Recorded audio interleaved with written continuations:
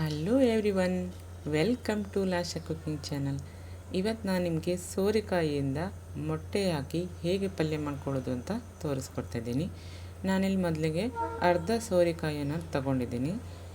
ಇದನ್ನು ಮೇಲ್ಗಡೆ ಇರೋ ಸಿಪ್ಪೆಯನ್ನು ನಾನು ರಿಮೂವ್ ಮಾಡ್ತಾಯಿದ್ದೀನಿ. ನೋಡಿ, ಈ ರೀತಿಯಾಗಿ ಪೂರ್ತಿ ಎಲ್ಲ ಸಿಪ್ಪೆಯನ್ನು ತೆಗೆದ ನಂತರ ಅದನ್ನು ಕಟ್ ಮಾಡಿ ಒಳಗಡೆ ಇರುವಂಥ ಬೀಜವನ್ನು ರಿಮೂವ್ ಮಾಡ್ಕೊಳ್ಬೇಕು. ನೋಡಿ, ಒಂದು ಬೀಜ ಕೂಡ ಇರಬಾರ್ದು, ನೀಟಾಗಿ ಕ್ಲೀನ್ ಮಾಡಿ ಇಟ್ಕೊಳ್ಬೇಕು. ನೆಕ್ಸ್ಟ್ ಅದನ್ನು ತೊಳೆದ್ಬಿಟ್ಟು ಚಿಕ್ಕದಾಗಿ ಕಟ್ ಮಾಡಿ ಇಟ್ಕೊಂಡಿದ್ದೀನಿ. ನೆಕ್ಸ್ಟ್ ಒಂದು ಗಡ್ಡೆ ಈರುಳ್ಳಿ, ನೆಕ್ಸ್ಟ್ ಒಂದು ಟೊಮೆಟೊ, ಇವೆರಡನ್ನು ಚಿಕ್ಕದಾಗಿ ಕಟ್ ಮಾಡ್ಕೊಂಡಿದ್ದೀನಿ. ಹಾಗೆ ಒಂದು ಗಡ್ಡೆ ಆಲೂಗಡ್ಡೆಯನ್ನು ಕೂಡ ಸೇರಿಸ್ಕೊಂಡಿದ್ದೀನಿ. ನೆಕ್ಸ್ಟು 2 ಹಸಿಮೆಣಸು, 3 ಬೆಳ್ಳುಳ್ಳಿಯನ್ನು ಜಜ್ಜಿ ಇಟ್ಕೊಂಡಿದ್ದೀನಿ. ಹಾಗೆ 3 ಮೊಟ್ಟೆಯನ್ನು ಕೂಡ ತಗೊಂಡಿದ್ದೀನಿ. ನೋಡಿ, ಈಗ ನಾನು ಒಂದು ಬಾಣಲೆಯನ್ನು ತಗೊಂಡಿದ್ದೀನಿ. ಅದರಲ್ಲಿ ಜೀರಿಗೆ ಮತ್ತು ಸಾಸಿವೆಯನ್ನು ಕೂಡ ಅರ್ಧ ಟೀ ಸ್ಪೂನಷ್ಟು ಸೇರಿಸ್ತಾ ಇದ್ದೀನಿ. ಹಾಗೆ ಬೆಳ್ಳುಳ್ಳಿಯನ್ನು ಕೂಡ ಆ್ಯಡ್ ಮಾಡ್ತಾಯಿದ್ದೀನಿ. ಈಗ ಅದಕ್ಕೆ ಹಸಿಮೆಣಸನ್ನು ಮತ್ತು ಈರುಳ್ಳಿಯನ್ನು ಕೂಡ ಸೇರಿಸಿ ಫ್ರೈ ಮಾಡ್ಕೊಳ್ತೀನಿ. ಅದು ಚೆನ್ನಾಗಿ ಎಣ್ಣೆಯಲ್ಲಿ ಫ್ರೈ ಆಗಬೇಕು. ಎಣ್ಣೆಯಲ್ಲಿ ಫ್ರೈ ಆದ ನಂತರ ಕಟ್ ಮಾಡ್ಕೊಂಡಿರುವಂಥ ಆಲೂಗಡ್ಡೆ ಪೀಸಸ್ಗಳನ್ನು ಕೂಡ ಅದಕ್ಕೆ ಆ್ಯಡ್ ಮಾಡ್ತಾಯಿದ್ದೀನಿ. ನೋಡಿ, ಈ ರೀತಿ ಆ್ಯಡ್ ಮಾಡಿದ ನಂತರ ಚೆನ್ನಾಗಿ ಅದನ್ನು ಕೂಡ ಎಣ್ಣೆಯಲ್ಲಿ ಫ್ರೈ ಮಾಡ್ಕೊಳ್ಬೇಕು. ಅದು ಸಾಫ್ಟ್ ಆದ ನಂತರ ನಾವು ಅದಕ್ಕೆ ಕಟ್ ಮಾಡ್ಕೊಂಡಿರೋ ಟೊಮೆಟೊವನ್ನು ಕೂಡ ಸೇರಿಸ್ಕೊಳ್ಬೇಕು. ಈ ರೀತಿ ಟೊಮೆಟೊವನ್ನು ಸೇರಿಸ್ಕೊಂಡಾದ ನಂತರ ನೆಕ್ಸ್ಟ್ ಅದಕ್ಕೆ ನಾನು ಕಟ್ ಮಾಡ್ಕೊಂಡಿರುವ ಸೋರೆಕಾಯಿಯನ್ನು ಕೂಡ ಸೇರಿಸ್ಕೊಳ್ತಾ ಇದ್ದೀನಿ. ಸೋರೆಕಾಯಿನ ಸೇರಿಸ್ಕೊಂಡಾದ ನಂತರ ನಾವು ಅದನ್ನು ಎಣ್ಣೆಯಲ್ಲಿ ಚೆನ್ನಾಗಿ ಫ್ರೈ ಮಾಡ್ಕೊಳ್ತಿದ್ದೀನಿ. ನೋಡಿ, ಈ ರೀತಿ ಎಲ್ಲ ಮಿಕ್ಸ್ ಆಗಬೇಕು ಚೆನ್ನಾಗಿ. ನೆಕ್ಸ್ಟ್ ಅದಕ್ಕೆ 1/2 ಟೀ ಸ್ಪೂನಷ್ಟು ಅರಿಶಿಣವನ್ನು ಕೂಡ ಆ್ಯಡ್ ಮಾಡ್ತಾಯಿದ್ದೀನಿ. ನೆಕ್ಸ್ಟ್ ಅರಿಶಿಣ ಸೇರಿಸ್ಕೊಂಡಾದ ನಂತರ ಅದಕ್ಕೆ ರುಚಿಗೆ ತಕ್ಕಷ್ಟು ಉಪ್ಪನ್ನು ಕೂಡ ಸೇರಿಸ್ಕೊಳ್ತಾ ಇದ್ದೀನಿ.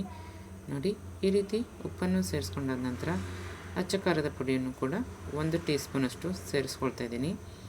ಈ ಅಚ್ಚ ಖಾರದ ಪುಡಿ ಸೇರಿಸಾದ್ಮೇಲೆ ಅದಕ್ಕೆ ಧನಿಯಾ ಪೌಡ್ರನ್ನು ಕೂಡ 1 ಟೀ ಸ್ಪೂನಷ್ಟು ಸೇರಿಸ್ಕೊಂಡಿದ್ದೀನಿ. ಹಾಗೆ ಗರಂ ಮಸಾಲೆಯನ್ನು ಕೂಡ 1/2 ಟೀ ಸ್ಪೂನಷ್ಟು ಸೇರಿಸ್ಕೊಂಡು ಚೆನ್ನಾಗಿ ಒಂದು ಸಾರಿ ಮಿಕ್ಸ್ ಕೊಡ್ತಾಯಿದ್ದೀನಿ. ನೋಡಿ, ಈ ರೀತಿ ಎಲ್ಲದಕ್ಕೂ ಮಸಾಲೆ ಚೆನ್ನಾಗಿ ತಾಗಬೇಕು, ಆ ರೀತಿಯಾಗಿ ಮಿಕ್ಸ್ ಕೊಡಬೇಕು. ಅದಾದ ನಂತರ ನಾನು 1 ಕಪ್ಪಷ್ಟು ನೀರನ್ನು ಸೇರಿಸಿ ಅದನ್ನು ಮುಚ್ಚಿಟ್ಟು ಲಿಡ್ನ ಕ್ಲೋಸ್ ಮಾಡಿ ಮುಚ್ಚಿಟ್ಟು ಒಂದು 5 ನಿಮಿಷ ಬೇಯಿಸ್ತೀನಿ. ನೆಕ್ಸ್ಟ್ ಅದನ್ನು ಓಪನ್ ಮಾಡಿ ಇನ್ನೊಂದು ಸರಿ ಮಿಕ್ಸ್ ಮಾಡಿ ಮತ್ತೆ ಒಂದು 5 ನಿಮಿಷ ಮುಚ್ಚಿಟ್ಟು ಬೇಯಿಸ್ತೀನಿ.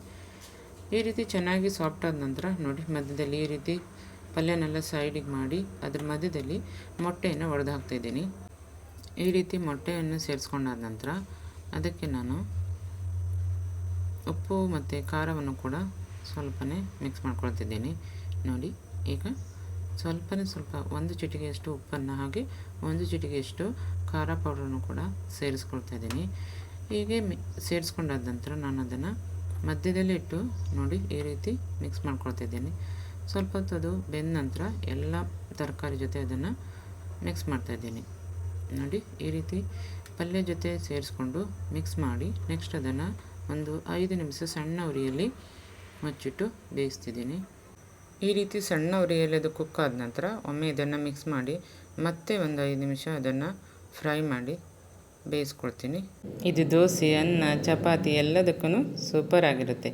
ನೀವು ಕೂಡ ಒಮ್ಮೆ ಟ್ರೈ ಮಾಡಿ ಅಂತ ಹೇಳ್ತಾ ನಮ್ಮ ಲಾಶಾ ಕುಕಿಂಗ್ ಚಾನಲನ್ನು ಸಬ್ಸ್ಕ್ರೈಬ್ ಮಾಡಿ ಹಾಗೆ ಬೆಲ್ ಐಕಾನನ್ನು ಕ್ಲಿಕ್ ಮಾಡಿ.